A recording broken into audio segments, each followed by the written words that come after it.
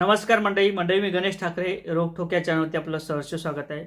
मंडळी, भारत आणि अमेरिका या दोन देशात एक करार झालेला आहे टेरिफच्या संदर्भात. परंतु हा भारत देश कृषी प्रधान मानला जात होता किंवा या भारत देशाला स्वावलंबी केला जात होतं, अशा पद्धतीची भावना आपण व्यक्त करत होतो. भारत देश हा प्रथम असला पाहिजे अशी सुद्धा भावना आपण व्यक्त करत होतो. परंतु आता या भारत देशातील जे काही टेरिफ्स असेल, अमेरिकेच्या माध्यमातून आणि भारताच्या माध्यमातून जे काही करार झालेला असेल, त्यामध्ये शेतकऱ्यांच्या पदरात काय पडणार, म्हणजेच भारत देशाचा नेमका यामध्ये फायदा आहे की नुकसान आहे, हे आपण थोडक्यात समजून घेण्याचा प्रयत्न करणार आहोत. तर मंडळी, मी गणेश ठाकरे रोखोक या चॅनलवरती आपलं सहर्ष स्वागत आहे. चॅनलवर नवीन असाल तर सबस्क्राईब करून घ्या. मंडळी, ज्या अर्थी अमेरिकेने आपल्या भारत देशावरती करार लावला होता, टेरिफ लावला होता, यापूर्वी आपल्याला जर अमेरिकेकडून जर काही विकत घ्यायचं तर त्यामध्ये 50% आपल्याला टेरिफ देणं बंधनकारक होतं. परंतु आपला हाच टेरिफ आता घटवण्यात आलेला आहे आणि ते 18% करण्यात आलेलं आहे. अशा पद्धतीच्या न्यूज आपण बघितलेल्या असतील आणि नरेंद्र मोदी यांचं सुद्धा स्वागत झालं होतं, आपण तेही बघितलेलं असेल.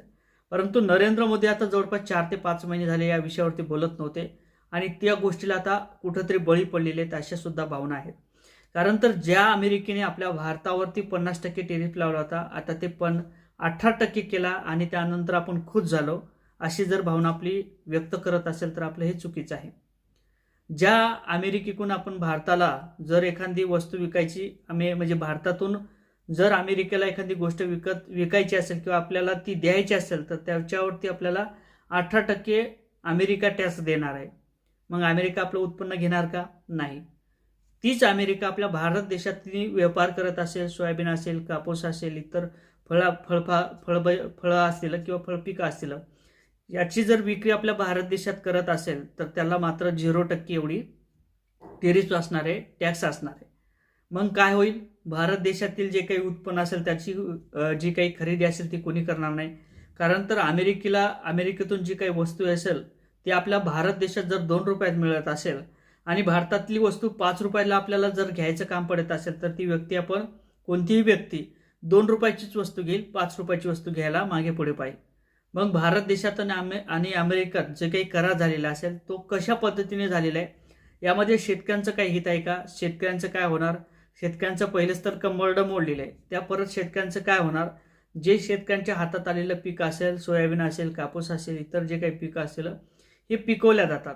यामध्ये जवळपास आपल्या शेतकऱ्यांच्या माध्यमातून एका हेक्टरमध्ये जास्तीत जास्त 14 किंवा 15 क्विंटल एवढा माल काढला जातो सोयाबीनचा. तीच अमेरिका एका एकरामध्ये 40 ते 45 क्विंटल एवढं उत्पन्न काढते. जर अमेरिकेचं उत्पन्न जास्त असेल आणि भारताचं उत्पन्न कमी असेल तर यामध्ये शेतकऱ्यांचा किंवा भारतातील शेतकऱ्यांचा दोष नाही. कारण तर अमेरिकेच्या शेतकऱ्यांकडे मोठ्या प्रमाणात सवलती आहेत किंवा मोठ्या प्रमाणात त्यांना सबसिडी दिली जाते, विमा दिला जातो आणि त्या ठिकाणची यंत्रणा असेल ती हार्वेस्टिंगच्या माध्यमातून काढल्या जाते किंवा सोयाबीनची कापणी जरी करायची असेल तर त्या ठिकाणी हार्वेस्टिंगच्या माध्यमातून केली जाते. आणि आपल्या भारत देशात काय इळ्याच्या माध्यमातून काढली जाते किंवा एखादं खुरपण घेतल्या जाते आणि त्या माध्यमातून काढली जाते. मळणी यंत्रांच्या माध्यमातून आपण शेती करतो.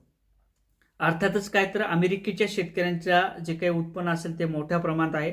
त्या ठिकाणचं वातावरण पाहण्यासाठी जे काही यंत्रणा असेल ती सुद्धा मोठ्या प्रमाणात आहे. आणि भारतातील शेतकऱ्यांना काय, जर एखाद्या वेळेस आभाळ कसं येते, कोण्या महिन्यात पेरणी होईल, कशा पद्धतीने पेरणी होईल, तर त्याला मात्र अशा वरती बघावं लागते, आकाशाकडे बघावं लागते. वातावरण कसं आहे, वातावरण ढगाळ आहे का, पेरणी योग्य आहे का, अशा पद्धतीचा विचार भारतातील शेतकऱ्यांना करावा लागतो. मग शेतकऱ्यांच्या पदरात काय पडणार? तर शेतकऱ्यांच्या पदरात मात्र निराशा आहे. ज्या पद्धतीने जर अमेरिकेच्या माध्यमातून उत्पन्नावरती म्हणजे भारत देशाने जर 0% त्या ठिकाणी टेरिफ जर लावला तर शेतकऱ्यांचं मोठ्या प्रमाणात नुकसान होणार आहे. जर त्यामध्ये काही टॅक्स लावला तर मात्र काही थोड्याफार प्रमाणात शेतकऱ्यांचा काही फायदा होऊ शकतो, परंतु तसं तर होताना दिसत नाही. या संदर्भात आता शेतकऱ्यांच्या विचार काय आहेत, शेतकऱ्यांच्या संदर्भात आपल्याला काय वाटते, शेतकरी जगला पाहिजेत का, शेतकऱ्यांच्या भावना काय आहेत, हे नक्कीच कमेंटच्या माध्यमातून सांगायला विसरू नका. व्हिडिओ आवडला तर लाईक आणि शेअर करायला सुद्धा विसरू नका. जय शिवराय.